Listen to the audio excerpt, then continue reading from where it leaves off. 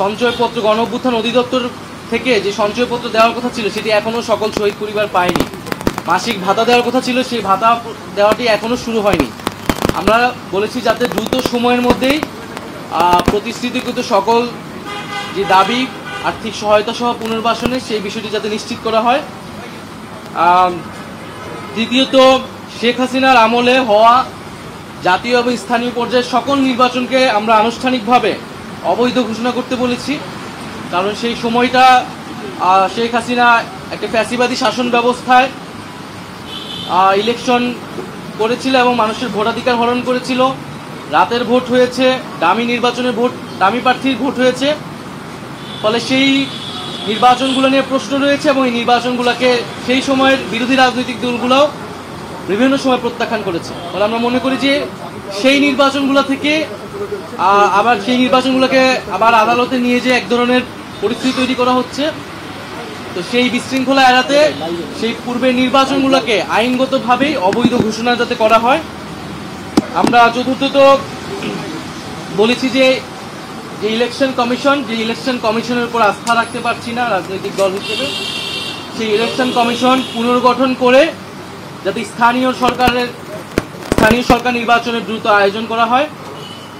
এর ফলে নাগরিক সেবা যে দুর্ভোগটি হচ্ছে, নাগরিক সেবা পাচ্ছে না জনগণ, সেটি নিশ্চিত করা সম্ভব হবে। আর সর্বশেষ আমরা বলেছি যে জুলাই গণহত্যার বিচার এবং যে সংস্কার প্রক্রিয়া চলমান এবং সংস্কারের যে জুলাই সনদ ঘোষণা হওয়ার কথা এবং যে আমরা নির্বাচনের কথা বলছি, গণপরিষদ এবং আইনসভা নির্বাচন, এই তিনটি সমন্বিত একটি পরিকল্পনা, সুনির্দিষ্ট পরিকল্পনা বা রোডম্যাপ যাতে একত্রে সরকার ঘোষণা করে এবং আমাদের যেই গণঅভ্যুত্থানের প্রতিশ্রুতি ছিল সংস্কার বিচার, সেটির মধ্য দিয়ে আসলে বাস্তবায়ন হওয়া সম্ভব। জুলাই মাসের মধ্যেই জুলাই সনদ আসবে এরকমটা আশ্বস্ত আমাদেরকে করা হয়েছে। আমরা বলেছি যে বিচারটাও কবে শেষ হবে, কোন প্রক্রিয়া আগাবে এবং নির্বাচন যেটা জানুয়ারি থেকে ডিসেম্বর থেকে জুনের মধ্যে হওয়ার কথা, সেটারও একটা সুনির্দিষ্ট পরিকল্পনা যাতে সরকারের পক্ষ থেকে ঘোষণা করে। ওটা থেকে এই 5টি বিষয়ে আমাদের আলোচনা হয়েছে। আজকে আপনাদেরকে ডেকেছে সরকার, আসলে কেন ডেকেছে আজকে আপনাদেরকে? তারা আমরা একই সাথে সমন্বিতভাবে 3টা বিষয়ের একত্রে একটা রোডম্যাপ চেয়েছি।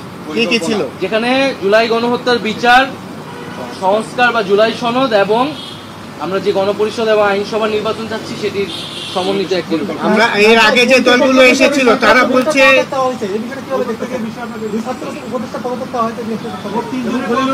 আমরা সুস্পষ্টভাবে বলেছি যে ছাত্র উপদেষ্টা যারা রয়েছেন তারা গণ অভ্যুত্থানের প্রতিনিধি আকারে সেই প্রেক্ষিতে সরকারে গিয়েছিলেন, সরকারকে বৈধতা দিয়েছেন। ফলে তাদের সাথে কোনো রাজনৈতিক দলের বা এনসিপির সম্পর্ক নাই, সেটা আমরা আজকে সকালের বক্তব্য আমাদের পরিষ্কার করেছি। বরং গণ অভ্যুত্থানের প্রতিনিধি আকারে তারা গিয়েছে, গণ অভ্যুত্থানের আকাঙ্ক্ষা বাস্তবায়নে কাজ করছে আরও সকল উপদেষ্টারা একত্রে। সেখানে তাদেরকে হো করা, তাদেরকে অপমান করা, সে বিষয়ে আমরা নিন্দা জানিয়েছি। আমাদের সাথে তাদেরকে জড়িয়ে ট্যাগ দিয়ে তাদেরকে পদত্যাগ করতে বলাটা রাজনৈতিক উদ্দেশ্যমূলক বলে আমরা বলেছি। নাইক ভাই, আজকে আপনাদেরকে ডাকার কারণ হচ্ছে যে প্রধান উপদেষ্টার পদত্যাগ ইস্যুকে কেন্দ্র করে রাজনৈতিক দলগুলোকে আজকে ডেকেছে বা আপনারা এসেছেন। তো এই বিষয়ে আপনাদের অবস্থান কি? এছাড়া জাতীয় নির্বাচনের বিষয়ে অন্য দলগুলো বেশি আগ্রহী, সেটাতে আপনাদের অবস্থান কি? আমরা বলেছি যে উনি যাতে দায়িত্বে থাকেন, দায়িত্বে থেকে রাজনৈতিকভাবে আলোচনার মাধ্যমে সকল পক্ষের সকল সমস্যার সমাধান করেন।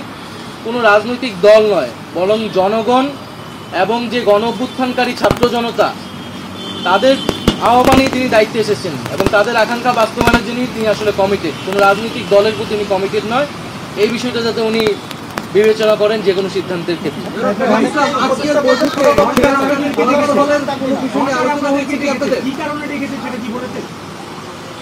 বর্তমান যে পরিস্থিতি, সেই পরিস্থিতি নিয়ে আলোচনা করতে উনি কাজ করতে পারছেন না বা সে বিষয়ে উনি দায়িত্ব ছেড়ে দিবেন কিনা, এই বিষয়ে ওনার চিন্তা ভাবনা রয়েছে। এটা তো অলরেডি মিডিয়া এবং সোশ্যাল মিডিয়ায় এসেছে, আসলে সেই প্রেক্ষিতেই আজকের এই বৈঠক।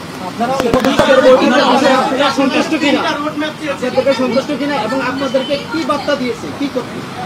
আপনারা তাদেরকে কি ভাই নাইক ভাই এর সঙ্গে সরকার অস্বস্তিতে কেন আছে আসলে অস্বস্তিতে কেন আছে বন্দ্যোপাধ্যায়ের কথা উল্লেখ করেছেন আসলে কি ধরনের চাপ উনি আছে হতাশ কেন? সরকারের প্রতি সরকার হতাশ কেন আসলে সরকার বা ডক্টর মোহাম্মদ ইউনূস হতাশা ব্যক্ত করেছেন, কারণ হচ্ছে যেই প্রতিশ্রুতি নিয়ে উনি দায়িত্বে এসেছেন এবং সেই সময় আমরা যেহেতু আন্দোলনের প্রতিনিধি ছিলাম, আমরাই ওনাকে আহ্বান করেছিলাম গণ অভ্যুত্থান পরবর্তীতে একটা নতুন বাংলাদেশ গঠনের জন্য।